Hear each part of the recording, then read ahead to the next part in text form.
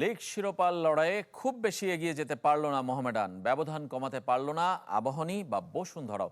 কুমিল্লায় আবাহনী মোহামেডান ঢাকা ডার্বি গোলশূন্য ড্রয়ে শেষ হয়েছে। চ্যাম্পিয়ন বসুন্ধরা কিংস গোলশূন্য ড্র করেছে রহমতগঞ্জের সাথে। তবে ব্রাদার্স ইউনিয়ন 2-0 গোলে হারিয়েছে চট্টগ্রাম আবাহনীকে। কুমিল্লা থেকে ফয়জুল ইসলামের রিপোর্ট।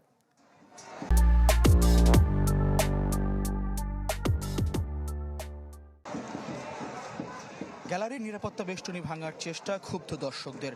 রেফারি সাইমুন হাসানের ওপর যত ক্ষোভ মোহামেডান সমর্থকদের। প্রথমার্ধ শেষের আগে মাহবুব আলমের লাল কার্ড সহ নানা সিদ্ধান্তে বারবার ক্ষুব্ধ হয়েছেন দর্শকরা। মাঠে ঢিল মেরে পানির বোতল ছুঁড়ে আবার কখনো স্মোক ফ্লেয়ার ছুঁড়েও প্রতিবাদ জানাতে থাকেন। মোহামেডান অধিনায়ক সুলেমান দিয়াবাতেও ক্লান্ত সমর্থকদের শান্ত করতে। কুমিল্লার শহীদ ধীরেন্দ্রনাথ দত্ত স্টেডিয়ামে গোলশূন্য প্রথমার্ধ। শেষ পর্যন্ত পুরো ম্যাচে গোলহীন আবাহনী মোহামেডান। দু দলের আকাঙ্ক্ষা ছিল পূর্ণ পয়েন্টের, চেষ্টা ছিল ক্লিনশিট থাকারও। তাতেই আক্রমণগুলো জোরালো হয়নি।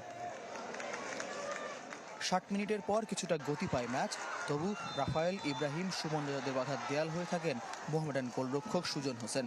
পাল্টা আক্রমণে দিয়াবাতে মুজফ্ফর আবরাও ব্যর্থ।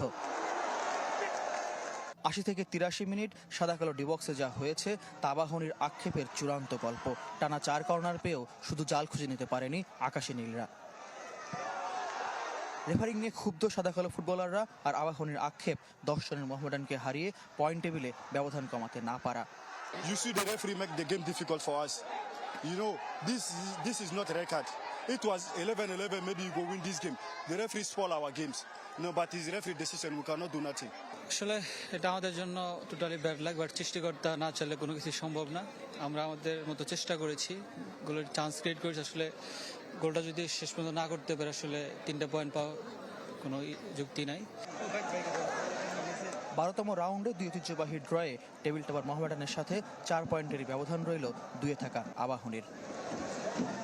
ফয়জুল ইসলাম, চ্যানেল 24, কুমিল্লা।